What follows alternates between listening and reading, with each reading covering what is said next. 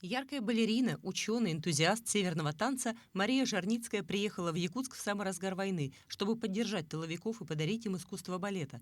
С тех пор жизнь выпускницы Киевского хореографического училища навсегда переплелась с Якутией. Встав у истоков якутского балета, Жарницкая не ограничилась творчеством. Почти сразу она увлеклась изучением северного танца. С экспедициями Мария Яковлевна объездила все уголки Севера, Дальнего Востока, отдаленные районы Сибири.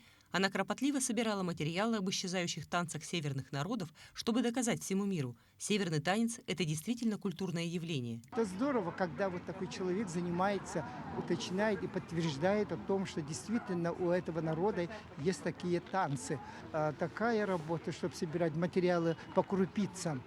Вот она действительно такой человек. А какая она озорная, какой он яркий был, какой разговорчивый, общительный она была. До сих пор я помню, последние годы я встречался с нею в Москве в 1992 году, когда мы проводили в концертном зале «Россия» презентацию государственного ансамбля «Танцы Якутии». Искренний интерес к танцам Севера помог ей разобраться в нюансах импровизационного танца, выделить из многообразия движений главную нить.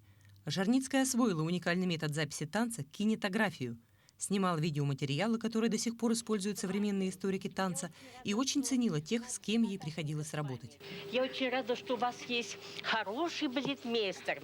Вот я не могла сказать об этом по телевидению, я сейчас дополняю свои мысли и считаю, что вот незримые люди, художник, костюмер, все люди, которые стараются вам помочь в том, чтобы это зрительно было, чтобы это было красиво, чтобы вы чувствовали себя на сцене именно королевами. Об открытом характере Марии Жарницкой знали все. Именно он, а еще природный оптимизм, помогали ей в работе с коллегами и учениками. Даже когда Мария Яковлевна уехала из Якутска в столицу, она не переставала поддерживать связь с якутскими танцорами. Когда мне было 15-16 лет, я учился в Ленинграде по хореографии. Да? Она приходила, нам ставила юкагитский танец лондол.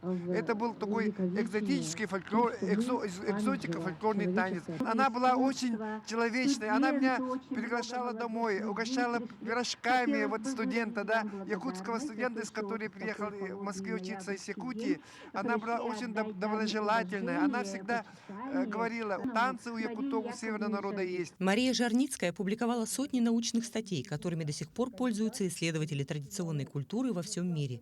И сегодня в Якутске появилась мемориальная доска с именем этой удивительной женщины, отдавшей десятки лет жизни Якутии, и работа которой стала основой для танцевальной культуры многих народов Севера.